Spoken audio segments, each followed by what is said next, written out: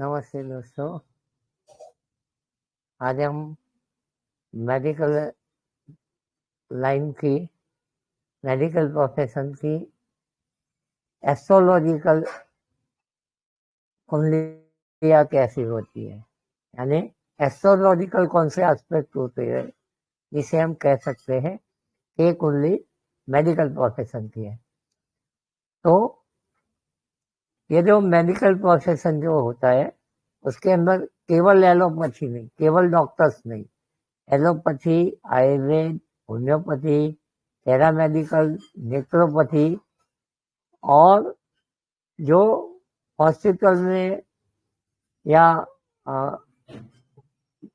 Clinic में जो लोग काम करते हैं वो भी इंक्लूड हो जाते हैं। तो ये पूरा स्पेक्ट्रम बन जाता है। उस स्पेक्ट्रम में जो भी आते हैं वो सब ये वीडियो में कवर हो जाएंगे।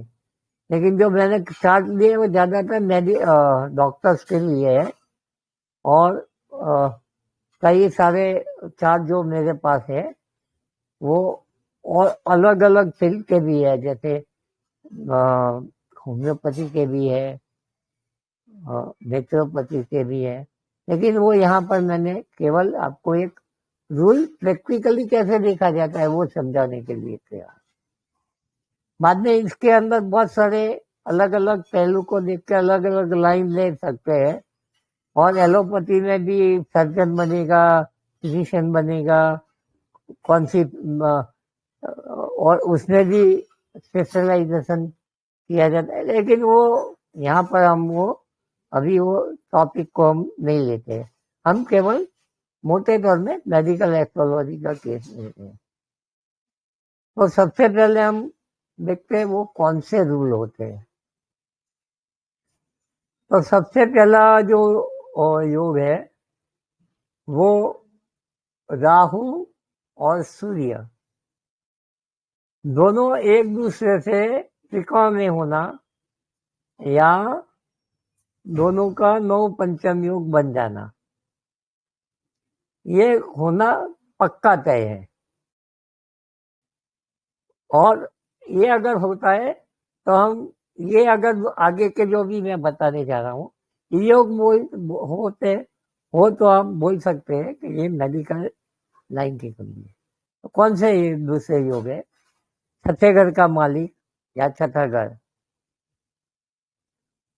छठे घर में का मालिक या छठे घर में दसम भाव का मालिक या दसम भाव में छठे घर का मालिक, ये योग बन जाता है।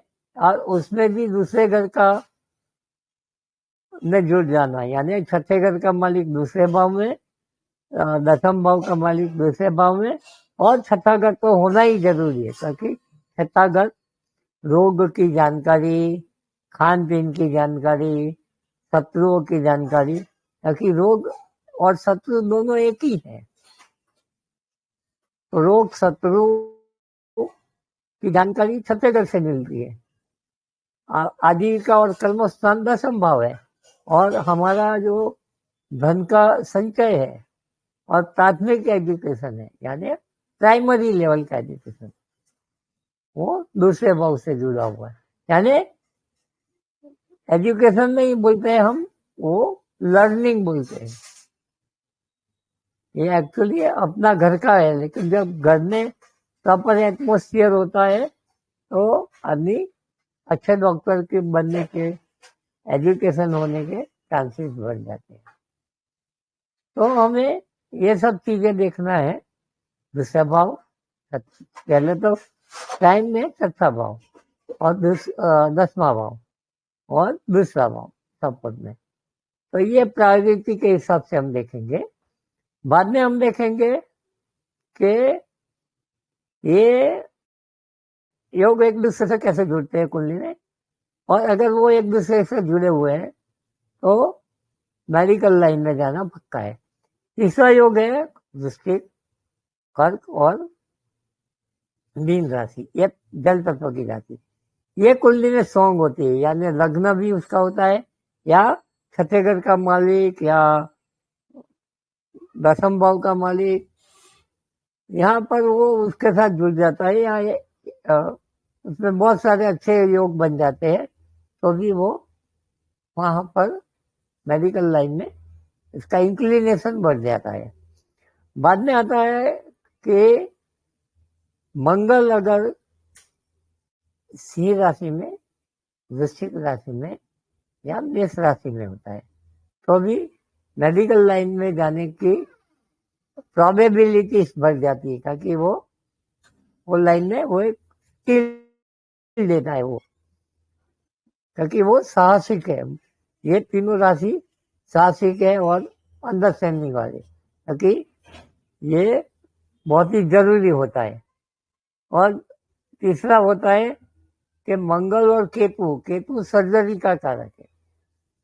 मंगल और केतु छठे भाव से 10वें भाव में और दूसरे भाव में जुड़ जाता है, तो भी सर्जन बनाता है आदमी को, तो ये भी हमने देखा गया है। और तीसरी राशि होती है कुंभ राशि। तो कुंभ राशि में ज्यादातर डॉक्टर्स के बजाय फिजिशियन ज्यादा होते हैं, या नेचुरोपैथ ज्यादा होता है, या प्राकृतिक चिकित्सा की ओर यानी ऑल्टरनेटिव थेरेपी की ओर ले जाता है, ताकि वो ह्यूमैनिटी है, तो जो भी ह्यूमैनिटी एंगल वाली चिकित्सा पद्धति है उसमें ले जाता है। तो ये तीनों चीज हम देखेंगे। और लास्ट योग ये है कि छठे घर का मालिक लग्न में और लग्न का मालिक छठे स्थान में हो और उसको दसम भाव का बल मिल जाता है, तो भी ये योग बन जाता है। तब हम प्रैक्टिकल एग्जाम्पल से देखेंगे कि ऐसे कौन से योग होते हैं जो हमें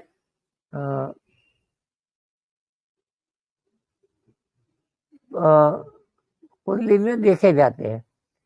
देखिए, ये प्रस्तुत कुंडली आयुर्वेदिक फिजिशियन का है, और ये जो वृश्चिक लग्न की कुंडली है, और उसका मालिक मंगल भी यहाँ बैठा है, और छठे घर का मालिक भी मंगल है, और वो दसम भाव के मालिक सूर्य की ओर दृष्टि करता है, और वो भी दूसरे भाव में, यानी छठा, दसम और दूसरे भाव का मालिक जुड़ गए एक दूसरे से, ठीक है।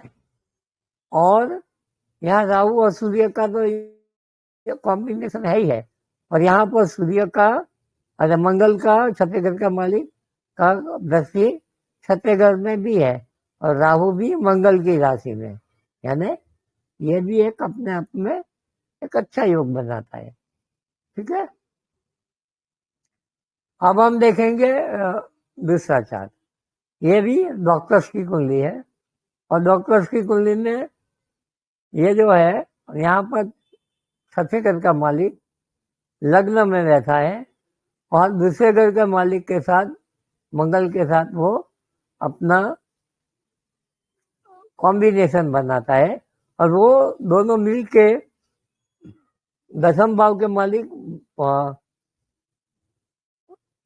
चंद्र को वो दृष्टि करते हैं। और यहाँ राहु सूर्य का तो कॉम्बिनेशन है ही है, तो ये योग भी अपने आप में एक अच्छा योग बना लेता है, ठीक है। अब जो है तीसरी कुंडली देखेंगे।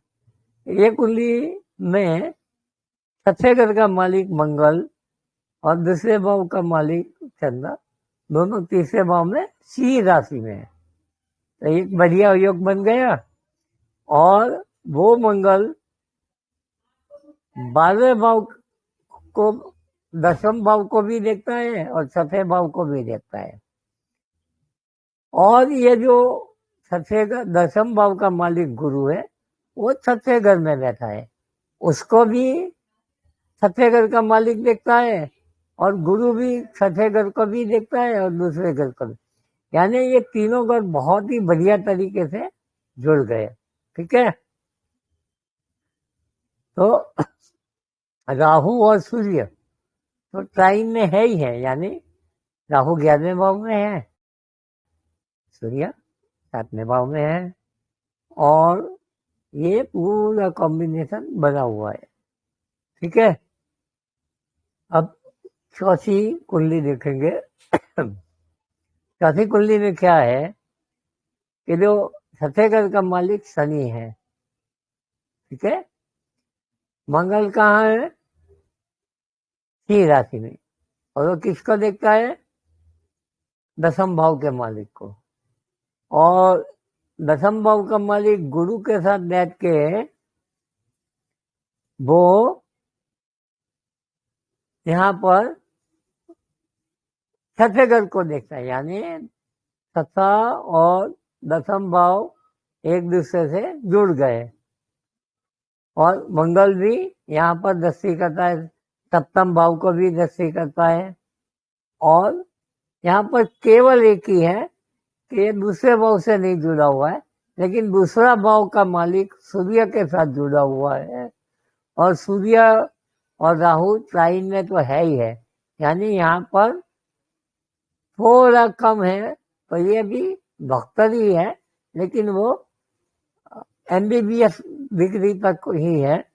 और वो हालांकि सफल प्रैक्टिस न दे, लेकिन वो थोड़ा ये कुंडली में एक दूसरे भाव का जो मालिक है वो थोड़ा वीक पड़ा हुआ है, लेकिन ऐसे भी ये डॉक्टर इस लाइन में ही थे और बहुत ही अच्छी तरह उनकी कैरियर थी। तो ये सब हम योग बहुत ही अच्छी तरह हम कुंडली में आसानी से देख सकते हैं। ये वीडियो आप एक बार शांति से देखिए, बार बार देखिए, आपको बहुत ही आसानी से ये योग आपको किसी भी डॉक्टर की कुंडली में, या कोई आपके पास जातक आता है उसके बच्चे की पढ़ाई में मेडिकल लाइन लेनी या नहीं लेनी है, तो ये आपको बहुत ही उपयोगी रूल साबित होंगे। और प्रैक्टिकल नॉलेज भी आपको मैंने बताई है। तो आप लोग ये देख के आप, आशा करता हूँ पसंद आया होगा। और आप लोग चैनल को अच्छा लगा है ये वीडियो तो सब्सक्राइब कीजिए, फॉरवर्ड कीजिए आप, और लाइक तो कर ही दीजिए, ठीक है।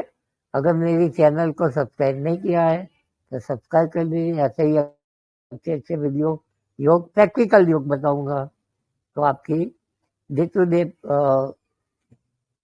चार्ट देखने की जो स्किल है वो बढ़ती जाएगी। थैंक यू, धन्यवाद।